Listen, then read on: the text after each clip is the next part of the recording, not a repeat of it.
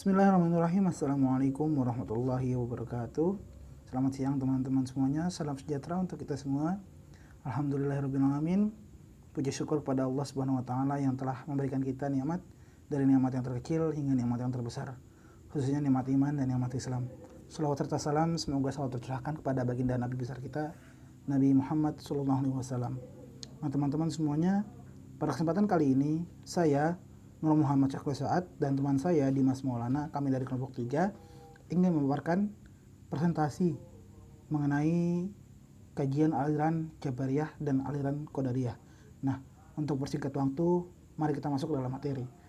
Apa sih aliran Jabariyah itu? Aliran Jabariyah secara bahasa itu berasal dari kata jabaro yang berarti memaksa dan mengharuskan melaksanakan sesuatu, atau secara harfiah dari lafaz al-jabr yang berarti paksaan. Nah, kalau kita tarik lagi dari kata jabaro menjadi jabariyah, itu memiliki arti suatu aliran. Untuk lebih lanjutnya, Asy-Syaikh Raslan menegaskan bahwa paham al-jabr berarti menghilangkan perbuatan manusia dalam arti yang sesungguhnya dan menyandarkannya kepada Allah Subhanahu wa taala. Untuk secara istilahnya, pengertian Jabariyah berarti menyandarkan perbuatan manusia kepada Allah Subhanahu wa taala. Jabariyah menurut mutakalimin adalah sebutan untuk mazhab al-kalam yang menafikan perbuatan manusia secara hakiki dan menisbatkan kepada Allah taala semata. Kemudian dari mana sih asal usul aliran Jabariyah ini? Nah, aliran Jabariyah ini bermula dari pandangan Ja'ad bin Dirham yang kemudian disebarluaskan oleh para pengikutnya seperti Al-Husain bin Muhammad An-Najjar, kemudian Jaham bin Safwan, dan juga ada Ja'ad bin Diror di tengah-tengah kehidupan bangsa Arab yang diliputi oleh gurun pasir Sahara, yang mana kehidupan seperti itu mempengaruhi besar dalam cara hidup mereka. Dan di hadapan alam yang begitu ganas, alam yang indah tetap kejam menyebabkan jiwa mereka dekat dengan zat yang maha pengasih dan penyayang. Dengan suasana alam yang demikian menyebabkan mereka tidak punya daya dan kesanggupan apa-apa melainkan semata-mata patuh, tunduk, dan pasrah kepada kehendak Tuhan. Kemudian dalam Al-Quran sendiri banyak memuat ayat-ayat yang membawa kepada timbulnya paham Jabariyah. Contohnya seperti Quran Surat As-Saffat ayat 96.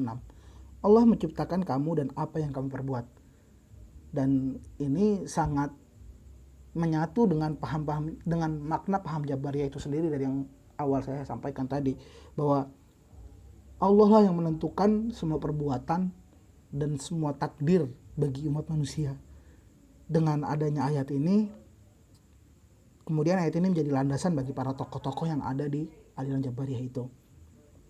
Paham Jabar ini mulai timbul kemerbukaan pada masa Bani Umayyah yang tumbuh berkembang di Syria. Kemudian di samping adanya bibit pengaruh paham Jabar yang telah muncul dari pemahaman terhadap ajaran Islam itu sendiri, ada sebuah pandangan mengatakan bahwa aliran Jabar muncul karena adanya pengaruh dari pemikiran asing, yaitu pengaruh agama Yahudi bermazhab Qurra dan agama Kristen bermazhab Yakobit. Itu kami kutip dari buku Sarkawi Teologi Islam Klasik. Kemudian tokoh-tokoh aliran Jabariyah itu ya seperti tadi Al-Ja'ad bin Dirham, Jaham bin Safwan, Ad-Diror, Husain bin Muhammad An-Najjar, dan mungkin masih banyak yang lainnya. Kemudian dalam paham aliran Jabariyah ini juga mereka masih ada dua golongan di dalam aliran Jabariyah ini. Yang pertama itu ada aliran Jabariyah yang ekstrim, yaitu berasal dari Jaham bin Safwan yang berpaham bahwa semua yang dilakukan manusia seluruhnya berada pada takdir Tuhan dan tidak ada daya sedikit pun dari campur tangan manusia, entah itu baik ataupun buruk. Jadi semuanya itu telah ditentukan oleh Allah Subhanahu wa taala. Kemudian ada lagi aliran Jabariyah yang moderat. Itu dipopulerkan oleh Husain bin Muhammad An-Najjar. Beliau mengatakan bahwa Allah berkehendak dan menentukan, tapi manusia juga memiliki andil dalam perwujudan perbuatan yang dilakukan manusia. Jadi menurut Al-Husain bin Muhammad An-Najjar ini, memang benar manusia itu telah ditentukan takdir dan perbuatannya oleh Allah Subhanahu wa taala, akan tetapi dalam perbuatannya manusia itu juga turut andil dalam melaksanakan kehidupannya, dalam melakukan aktivitas yang dilakukannya, itu tidak sepenuhnya oleh Allah yang menentukan. Begitu menurut Al-Husain bin Muhammad An-Najjar. Kemudian kalau kita persingkat jadinya doktrin-doktrin dari aliran Jabariyah ini itu yang pertama seperti manusia itu melakukan segala sesuatunya berdasarkan keterpaksaan. Selanjutnya ada lagi yang mendoktrin dari Jabariyah itu adalah kalam Tuhan adalah makhluk.